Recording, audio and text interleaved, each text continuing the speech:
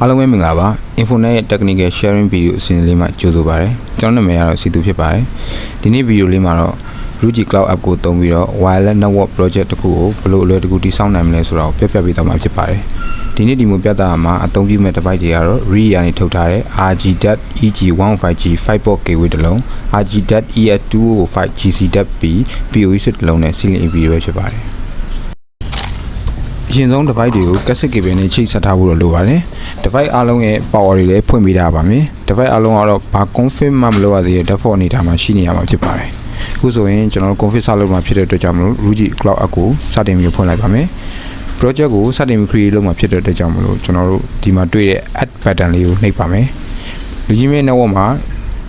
Reyee AP ပါတယ်ဆိုတော့ yes ဆိုတဲ့ button ကိုရွေးချယ်ရမှာဖြစ်ပြီးတော့မပါခဲ့ဘူးဆိုရင်တော့ no ဆိုတဲ့ button လေးကိုနှိပ်ပြီးရွေးချယ်ရမှာဖြစ်ပါတယ်နောက်တစ်ဆင့်မှာတော့ကျွန်တော်တို့ WLAN ဆိုတာလေးကိုရွေးချယ်ပေးရမှာဖြစ်ပါတယ် WLAN ဆိုတာလေးကိုရွေးချယ်ပြီးသွားပြီဆိုရင်ကျွန်တော်တို့ step panel လေးကိုနှိပ်ရပါမယ်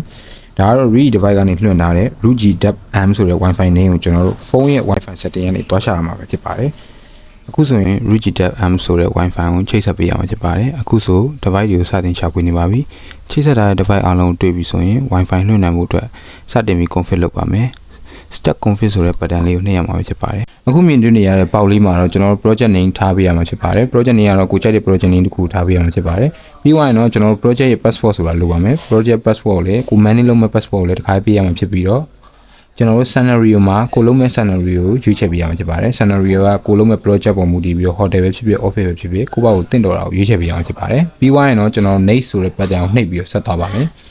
ဒီနေရာလေးမှာတော့ Wi-Fi name ကြီးပေးရမှာဖြစ်ပြီးတော့Wi-Fi password လေးထည့်ပေးရမှာဖြစ်ပါတယ်ကျွန်တော်ကတော့ testing လုပ်နေတဲ့အတွက်ကြောင့်မလို့ Wi-Fi password ကိုတော့ကျွန်တော် open တိုင်းနဲ့ပဲတွားလိုက်ပါတယ်ပြီးသွားရင်တော့ country region မှာတော့ကျွန်တော်ကတော့ကိုနေရဲ့နေရာဒေသကိုလိုက်ပြီးရွေးချယ်ပေးရမှာဖြစ်ပါတယ်ကျွန်တော်ကတော့မြန်မာဆိုတာလေးကိုရွေးချယ်လိုက်ပါတယ်ပြီးသွားရင်တော့ save ဆိုတဲ့ button လေးကိုနှိပ်လိုက်ပါတယ်အခုဆိုရင်တော့ကျွန်တော်တို့ config တွေအကုန်လုံးကိုစတင်လုပ်ဆောင်နေပြီဆိုတော့တွေ့ရမှာဖြစ်ပါတယ်အခုမြင်တွေ့ရတဲ့အတိုင်းပဲကျွန်တော်တို့ config လုပ်တာအောင်မြင်သွားပြီဖြစ်ပါတယ်လွှင့်ထားတဲ့ Wi-Fi ကိုချိတ်ဆက်ပြီး internet ရမြသိရှိနိုင်ရန် speed up software ကိုသုံးပြီးစမ်းသပ်ပြမှာဖြစ်ပါတယ်။မြင်တွေ့ရတဲ့အတိုင်းအခုဆိုရင် internet သုံးလို့ရနေပြီဖြစ်ပါတယ်။အခုဆိုရင်တော့ project တစ်ခုကို Ruijie Cloud App ကိုသုံးပြီးတော့အချိန်တိုတွင်တိစောက်ပြသွားတာဖြစ်ပါတယ်။ကြည့်ရှုပေးတဲ့တယောက်ချင်းစီကိုအထူးပင်ကျေးဇူးတင်ရှိပါခင်ဗျာ။